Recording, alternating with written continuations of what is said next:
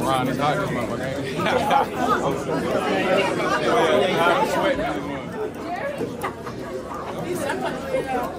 Don't knock the camera. I'm protecting this with my life. I'm clumsy.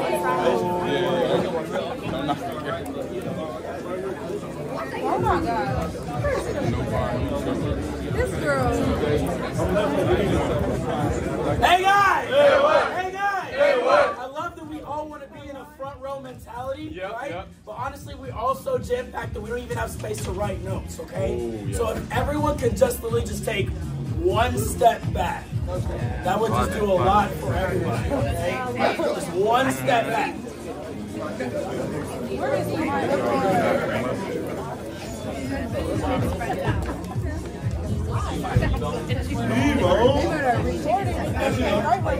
Alrighty, hey guys. Hey what? How's everybody doing? Doing good.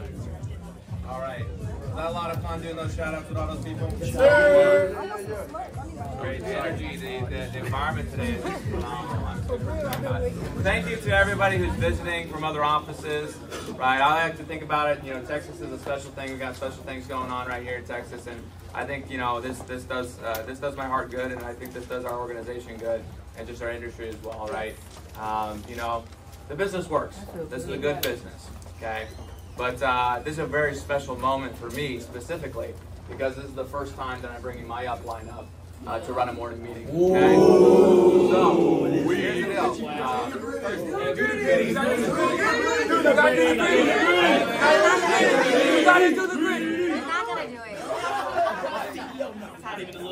Not even a little. Okay? So, you guys will immediately notice that Richard and I are personality type wise, we are oil and water. Okay, we are two different types of personalities. Okay, but our heart has the same hum for this business. Okay, beats to the same drum for this business. And when I say this business, what I mean by that is people. Okay, and I recognize that first when I started working with Richard in his office. I don't even know how long it was. It was like a year and a half, 2 years ago. I don't remember now. Okay. But, man, if you don't know, if you're in Richard's office and you don't know him like I know him, I encourage you to grow the business so that you can, okay? I really do. I highly encourage you to grow the business so you can get in close proximity with the guy, right? And you will notice he's a little bit more sanguine than me, so he'll probably crack some jokes, have you laughing and stuff like that. But I think that's like very, very surface value of what his actual value is when he's working with people, okay? A little intense sometimes, and the reason why is because he intensely loves people, okay? And so if you ever have somebody, if you're in Richard's office and you ever had a conversation with you, you're like, ooh, that hurts a little bit, okay? Probably because it's the truth, and truth hurts sometimes, okay? But it's also, if you never had somebody talk to you like that, or coach you like that, it's probably because you never had someone love you like that, okay? And I know I didn't. Okay, when I was working with Richard, when I first started working with Richard, I had $36 in my bank account. That's a true story. Okay? And I'm not saying you have to be broke to have appreciation. You actually really don't. And I don't recommend that you go broke to start having appreciation. Okay? I really don't recommend it. My wife is in that room over there, and she was going through the same thing. We used to play, my wife and I, we used to play all these types of financial games, right? We used to play the gas pump game, where we'd have like $40 in our bank account, and we'd be there at the pump, click, click, click, click, click, click, click, and then once it hits $40 and 1 cent, we have a $35 overdraft. Kind of like The Price is Right, where they're going click, click, click, click, click. That's the kind of game we were playing, right? I used to take her on dates at that time in that season in life. I used to take her on dates. We went to go to this place in Oak Cliff called Paradiso, right? Paradiso is just a very Instagrammable place. It's got all the plants and all the neon lights and everything like that. Terrible food. But we're trying to kill time because we don't have any money. So we're over there going out to eat and stuff like this, and I used to be the boyfriend who was like, hey, yeah, get whatever you want, not a big thing at all, just get whatever you want. Don't look at the left side of the menu, or don't look at the right side of the menu, just get what you want, okay? Don't worry about the money. She's looking at me like, really? Right? And then obviously after we would eat and I ate bread the whole time. I would go to the bathroom, check my bank account real quick to make sure I could actually tip the waiter. Okay? That's the kind of position we were in. And then Richard asked me one question that changed my whole career when I was sitting down with him about 2 years ago. He said, "Do you trust me?" I said, "Do you trust me?" And I thought to myself, I was like, why wouldn't I? But I never actually made the decision to trust. Okay? With your upline or anybody who's mentoring you, the decision to trust could be the most powerful decision that you ever make in your whole career. Okay? Because the funny thing about this business is you've probably been in pursuits of something of success at some point in your life. That's why you're here. Because you recognize something that's winning. Okay? You recognize some sort of avenue of success. But you might have still that question mark, can I succeed? I still had that question mark if I can succeed. And what Richard really did for me is he put me in a position to say, hey, we're in the same vehicle. We're in the same opportunity. I have what you want. Hi, Richard. I have what you want.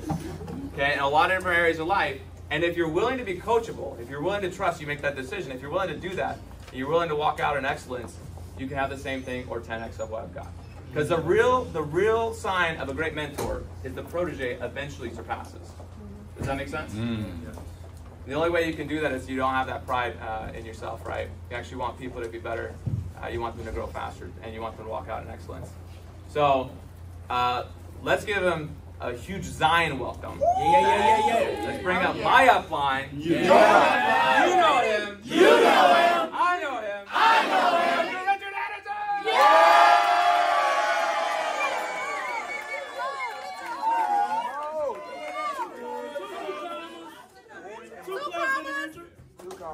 Two claps for Richard!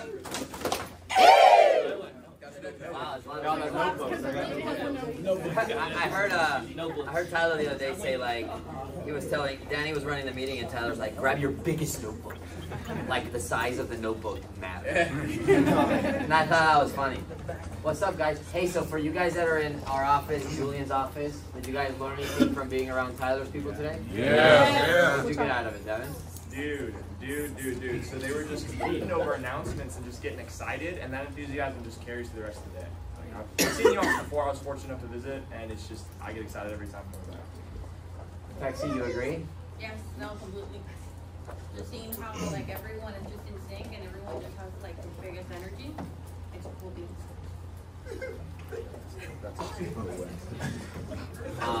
What's fun? He's crying. Who's crying? Wes. It's the thing, he's not really crying. Where's Wes? Why are you crying? Somebody smell that bad? He said, "Don't assume."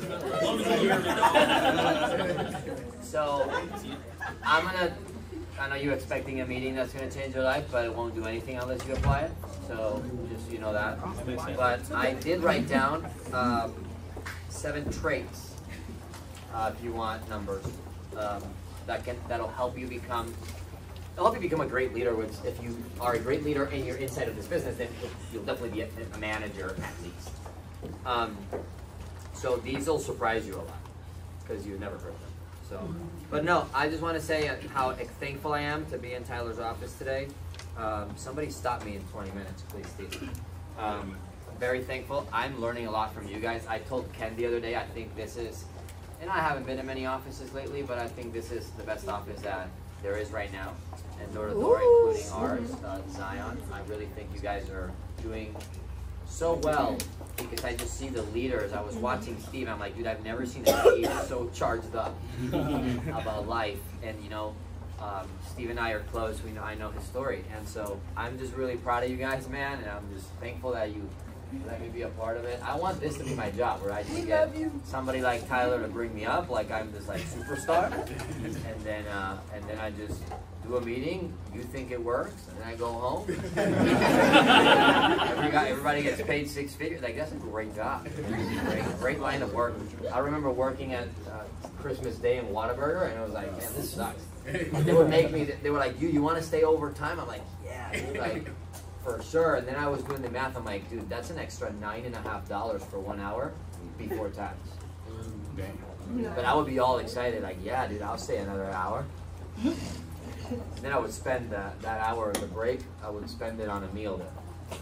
So you just ate your money. I know some of you guys are good at that. So, so the first trait, okay, that you'll see, I want to give you my perspective on work ethic and what that means. So work ethic means you showing up to stuff before stuff starts. You staying later after you hit your goal. So when I meet a guy like Carollo's that is high rolling the office and decides to stay to extra mile, I want you to believe, like, I'm not here excited about the money that I'm going to make because I am the manager. I'm excited about the culture and team he's going to breed and build because he's like doing something that the majority aren't going to do. And unfortunately, in our business, that's really what it takes. I'm not asking you today to extra mile if you hit your goal, but I would recommend that because if you're teaching and training somebody. I want my new guy like wondering, like, why is this guy so sharp, working so hard? Like, I want my new guy thinking, Glory could be on TV, have any job she wants. She's articulate, professional. Why is she so worked up about selling toilets door to door? She's on home improvement. I want my new guy to wonder that and be like, this is weird. You know what I mean? This is a weird thing. You want to create that in your new guy. Sometimes there's owners that like they'll work less hard because they're embarrassed that their team watches you work so hard.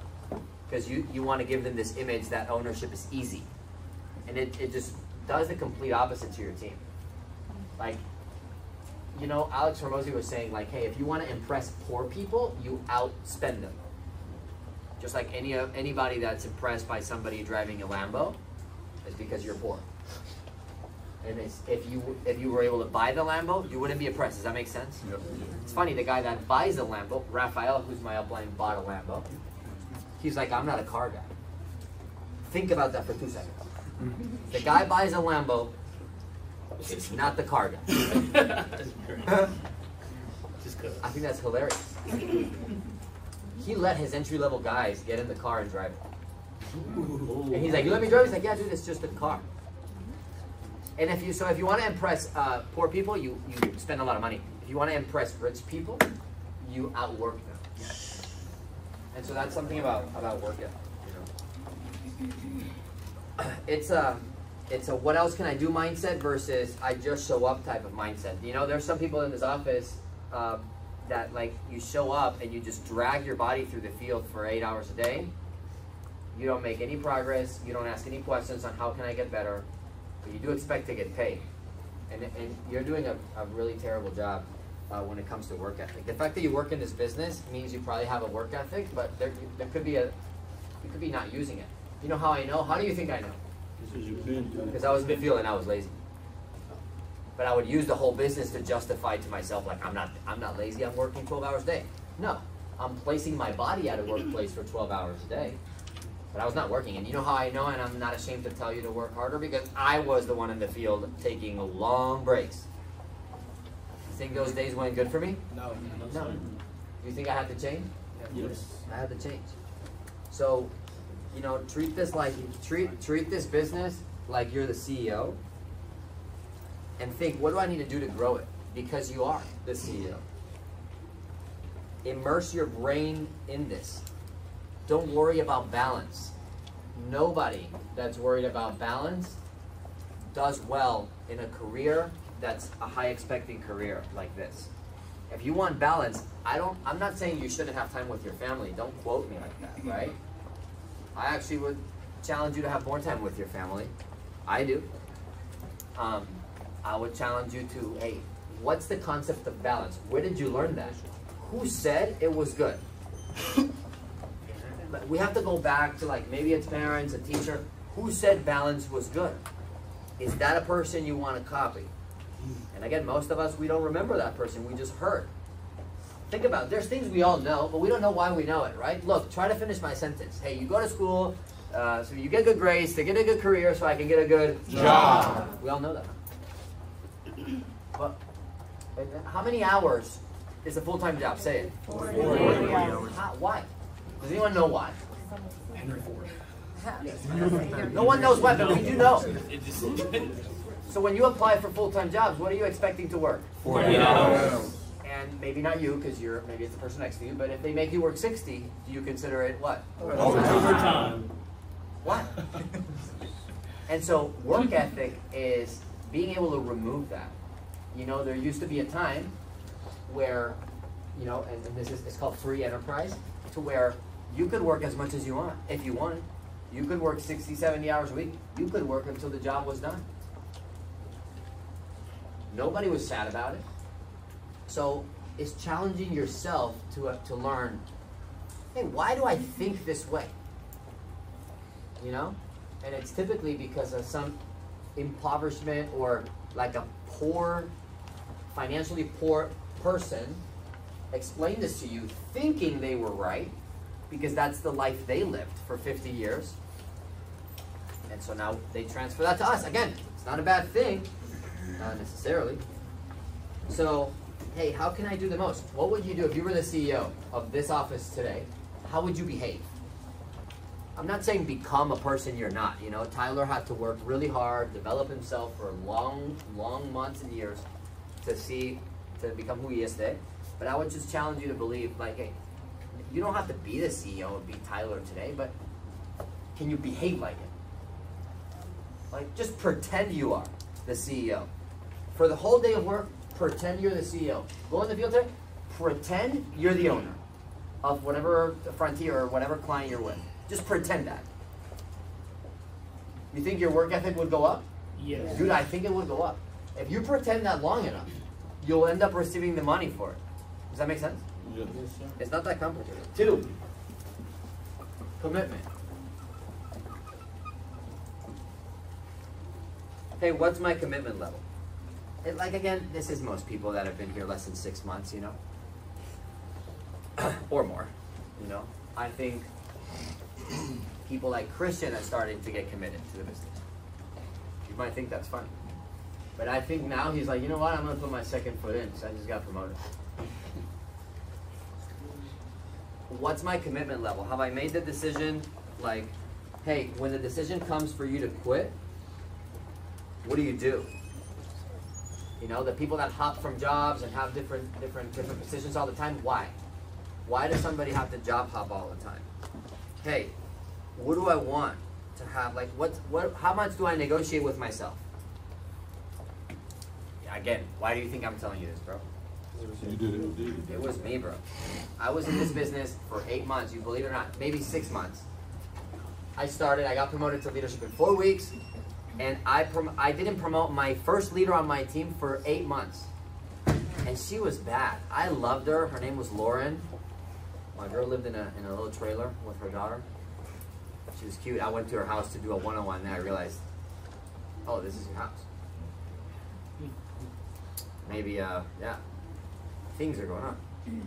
I remember sent her to Julia for a one-on-one with Julia at a leaders meeting. I'm like, Julia, got my leader on my team. She's like the next national consultant. She's great. Julia called me back, said, why do you even hire her? She sucks.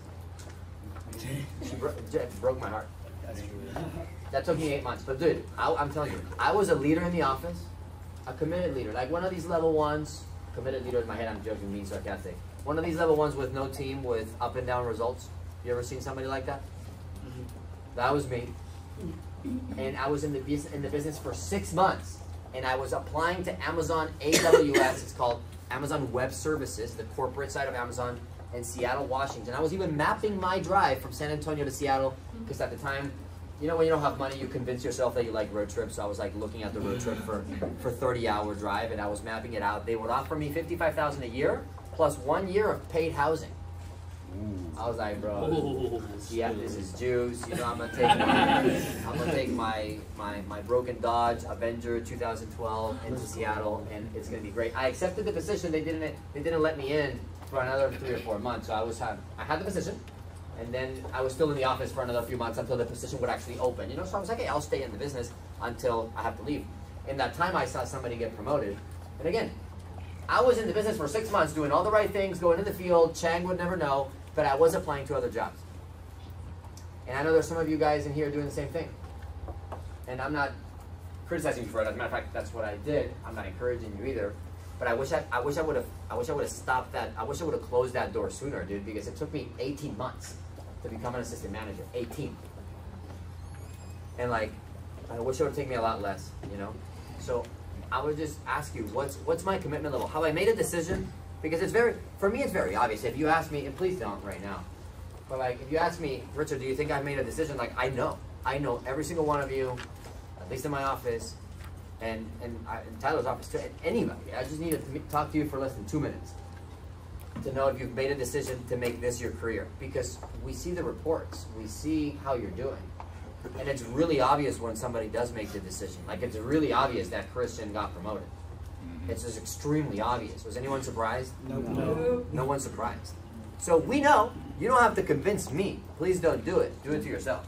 When somebody made a commitment, it's visually obvious. Does that make sense? So my challenge for you is like, dude, what's your level of commitment?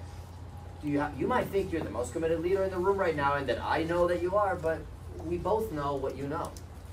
Which is, hey, you know, have you made a decision that this is going to be your career? Maybe you're still getting over the fact that you don't want to explain to your family that you're in a door-to-door position that is going to lead into like a management position that leads people it's a door-to-door sales business.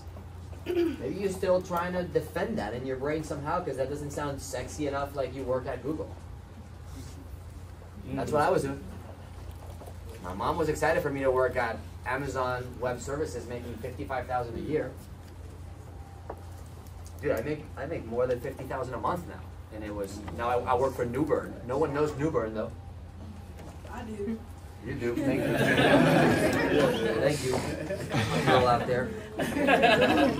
So hey, what do you let your thoughts like? What's consuming your thoughts when you're in a downtime? That's your commitment. When you're on a downtime, bad day in the field, person quits on my team, 118 degrees, low time in the field. What's my thoughts? That's your commitment. Don't beat yourself up for it right now if you're thinking. You're looking at me with those eyes of like, yeah, that was me yesterday. Because yesterday I had a rough day in the field and I wanted to quit. It's okay. But I want you to think about it. What's my commitment level? By the way, if you do move to another career, which most of you I would encourage you, fix it. Like, fix that. Because if not, you're stuck at that too. Like, this is not something about our business. It's something about overall people that succeeded in multiple places. Number 3. Maybe this is more for leaders. It's more for leaders meeting. What does my team look like? Do I have one leader and then 8 people on my team because that one leader in my team hired everyone? Hey, there needs to be a season, and I would encourage this season to be a long one, to where you're getting a lot of people on your team that are first generation. You know, I knew exactly when Texas right there. If you don't know Texas, can you raise your hand, Texie? She's a little short. She's great. And look, she doesn't have the team she had when she got promoted to assistant manager because we strategically planned it. But like, I could see, she's like, I'm getting my ass promoted. Period. She had 9 first generation leaders. I cannot deny that. Like, I could like not like her. She would have to get promoted because you can't deny that. You know what I mean? Some of those leaders are going to wake up and build a team. I mean, there's no way, you know? And I just remember watching her make that decision. I'm like, dude, you just promoted 5 leaders in like 2 weeks. And I was like, wow. And so there got to be a season that you dedicate to like building a lot of leaders of your own and repeating and repeating and repeating. And her last leader is better than the first one. Wow. So it's learning how to build relationships, but also teaching people the mindset and the work ethic and all that stuff, developing leaders, you know. I get excited when like, I started getting excited about Texas, and I'm talking about her because she's the last person in my office personally that I got into assistant manager. But I was starting to get excited about her when I saw her like make decisions without me. And some of those decisions were fucked up. But I realized, wow, this person is behaving like the CEO. And I look at Claire, because Claire's been around since my first owner ever. And I'm like, do you see it, Claire? Like, Claire and I have this, like we see it, like, yeah, that she's an owner. And we were so happy because, like, it's that moment where you're like, wow, I found an owner. And now I feel like I have a better eye for it, and I don't have to wait so long to find out. And now I'm looking at Texas, and I'm like, wow, she's an owner. She at some point between the last couple months that she made this decision, and now it's showing. I was like, wow. This normally happens on a moment where she fucked something up crazily. And I have to go help her fix it, but she made that decision on her own. And I realized, she has 9 leaders. Every time I meet somebody in the office, it's on her team. So, if a leader, and this is something you can look at your team, if you're not making good money, if you're not training people that make good money, this is what only thing you need to work on. If you're not a trainer that is training individuals that are making good money, more than one, because sometimes you train someone that was really just better than you to begin with, and then you just started earlier. That happened to me too.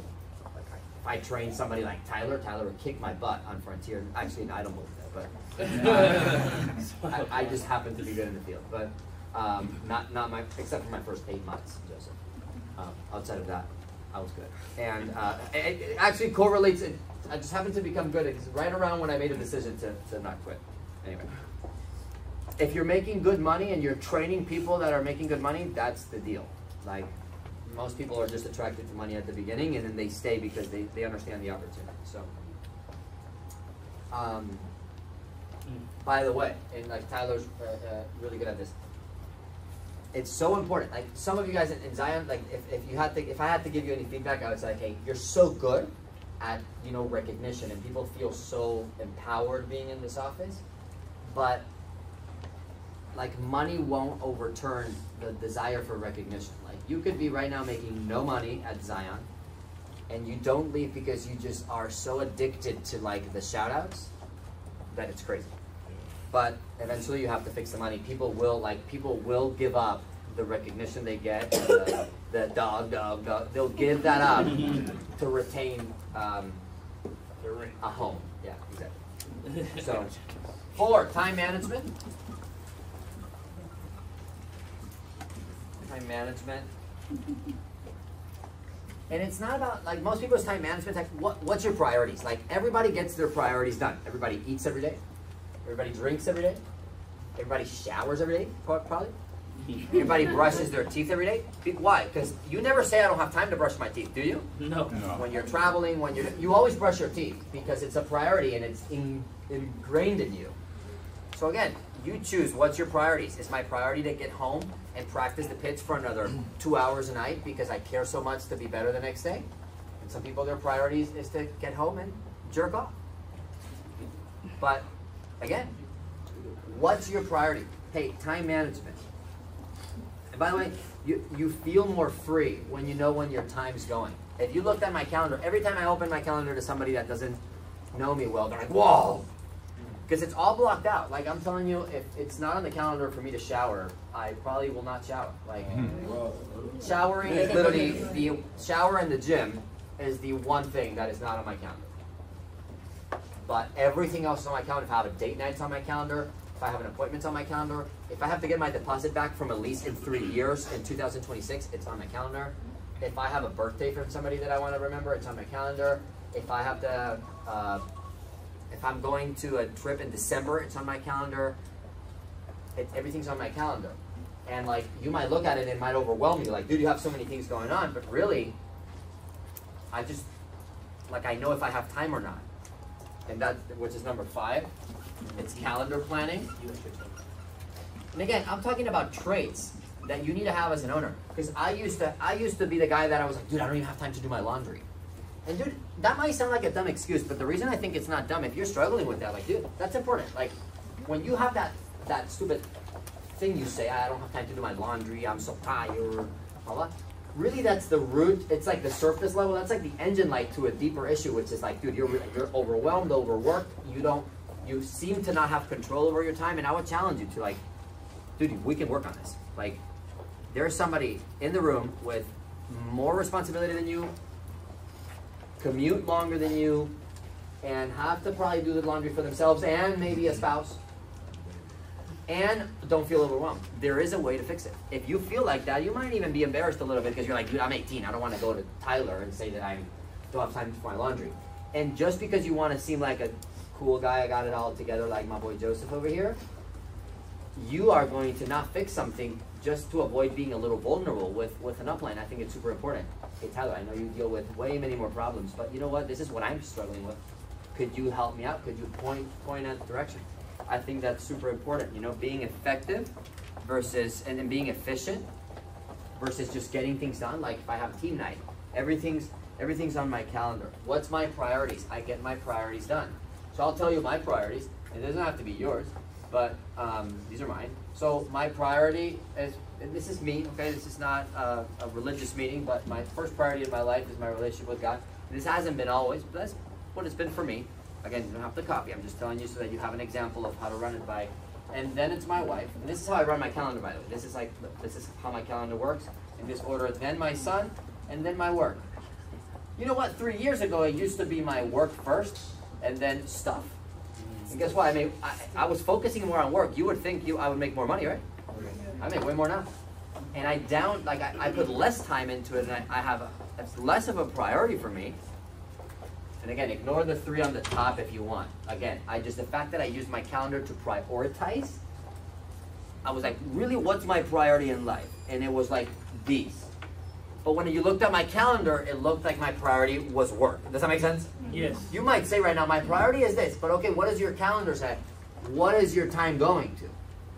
If I look at your bank statements and where you spend money, I can tell you what your priority is, and probably your diet. Would you agree? Yes. So you can tell me, Richard, my priority is this, but if you're spending money every day on X, Y, Z, that's what your priority is, right? If we find you next door taking a salad at the purple building there, we know your priorities are not right. Don't go to the purple building, it's not sure. Why are you laughing, Steve? You want to talk about something? I don't think they know. Okay, there's a strip club next door, that's fine. Just for reasons. Why are you guys laughing? What are you talking about? Okay, hey, so calendar planning and learning how to live off your calendar, it's a freeing thing. You might be like, I just don't want to be trapped to a calendar. Dude, it'll free you up. I dare you to try it. It'll free you up. You'll feel way less overwhelmed. You'll know everything that's going on. You'll put your personal things, professional things. You have an oil change to do. How many of you you forget you have an oil change and you got to all of a sudden squeeze it in? You know, hey, when you go to an oil change, they tell you when's the next one. Put it in. Put it in the calendar. So these things are eliminating little stress pieces of my life because it's all on the calendar. So I never worry. I never have the thought of oh my God, what if my car blows up because of the oil change? I know that's a small thing, but that doesn't occupy space for my brain because I know it's on the calendar somewhere. And I'll worry about it when I see it. Does that make sense? Time off, or time with my wife, or time for balance, time for home time. I never all of a sudden feel like, dude, oh my God, I don't have time with my family. I don't have time with my wife. I don't have time with my family. I don't have free time. I never ever get that feeling because it's on the calendar scheduled somewhere. Does that make sense? So I have peace because I know it's there because I took 30 minutes on Sunday to put it. You know what I mean? Yeah. It removes the little things that you think you have anxiety, and all you just don't have a calendar is what you have. Your anxiety would be cured with this one calendar. You don't need no pills. It's just a calendar. I'm telling you. Okay, skill of teaching. Okay.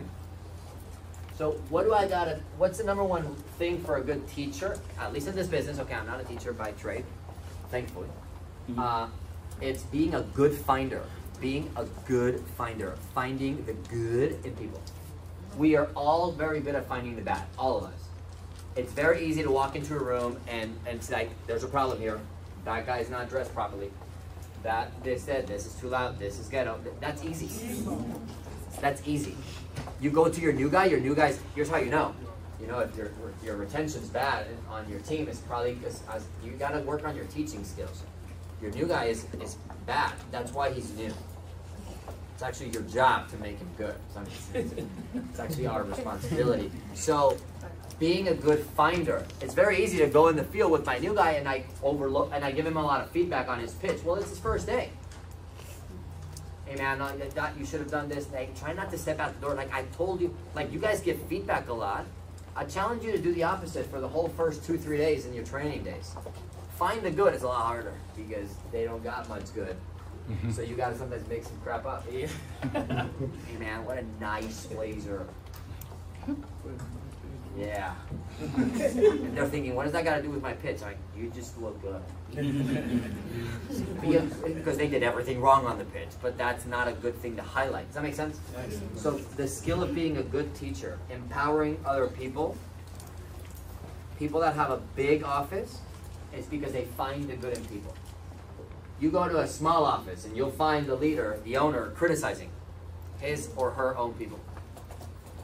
I'm telling you, you'll visit some offices and you'll notice owners are not just perfect.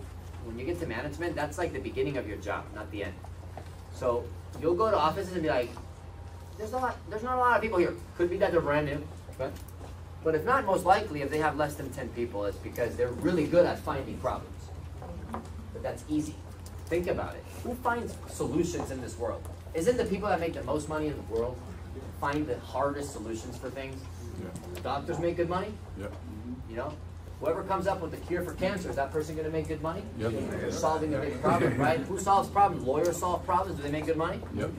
Right? When you solve problems, you make money. But finding problems, nobody makes money on that. That's easy. So I know I had to come up with, you know, every time I find a problem in the field, well, the territory's wrong. You know, some of you tell me like, hey, dude, we've been in this area before on Frontier. I'm like, yeah, dude, did you know we actually been knocking doors in this area for the last 15 years? So yeah, we've definitely been there. So what are you going to do about it? People in retail, people will tell Max, like, Max, we've been in the store. Like, and Max is like, yeah, we've been in the store since I was an intern in college. We've definitely been in the store. Like, I've seen the manager of the store have grandkids. So what are you going to do about it? Guess what? We still have to do a good job. So hey, I'll challenge you every time you have a negative thought, okay, whether it's in the field or in the office, before you bring it up to your upline to complain, try to come up with a solution. It's going to force you to think. And the first thing you're going to think is like, there's no solution. Or if you're lazy, you're going to be like, well, I'm going to go to my upline, he'll give me the solution. No. Try to think of one. Like, and then you'll be like, well, that's why I'm coming to you, Richard, because I don't know one. No. Yes, you do. Think. And then you'll see like your eyes turning and your brain moving inside because you're trying to think. So, last one.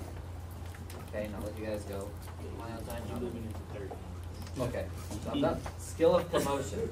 So learn how to promote, and I'll just tell you a story and we'll wrap it up. So, it's people that promote that, again, have the biggest team. So I'll tell you a story.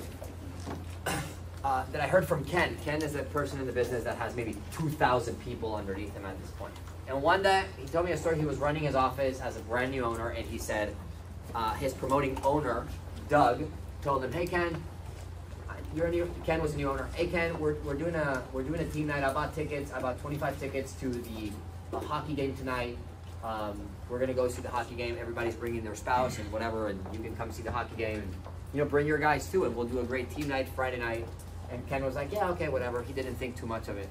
And then by the time it was Friday, the guy's like, hey, Ken, like, are you coming to the thing? And Ken was like, oh, dang, I forgot to kind of advertise that. So he kind of threw two guys together, and really, it was like a little late. And so Ken called back and said, hey, Doug, we're not going to go to the team night. Like, it's kind of far, and like, the guys don't like hockey anyways. And he thought the conversation would end right there, but instead, Doug proceeded to give him like a 45-minute talk over the phone on why the skill of promotion is super bad. And basically told him like, hey dude, like, what happened to me? He said, hey Ken, you know how many people in my office are coming? He's like, how many? He's like, everybody's coming. It's like, not only that, but I have to buy an extra 15 tickets because everybody's bringing their best friend, their spouse, and their parents. And we're all going to the hockey game. It's like, the fact that you say that your guys don't like hockey, that's just bullshit. Like, if you can't, think about it, Ken, if you can't get people excited about going for free to a hockey game with their co-workers on a Friday night, how are you going to get them excited about going door to door for a training program? And it's not about the team night or whatever. It's about what's your ability or promote, or how good are you at getting people excited, not manipulating people, but actually with good intention, getting people excited about the fact of anything. If I can't get people excited to go on a Friday night with me, am I going to get them excited to go through the summer in Texas, going door to door? Absolutely not. And so he kind of talked about, hey, what's your ability to promote this opportunity? When you explain it to your parents, are they excited or are they skeptical?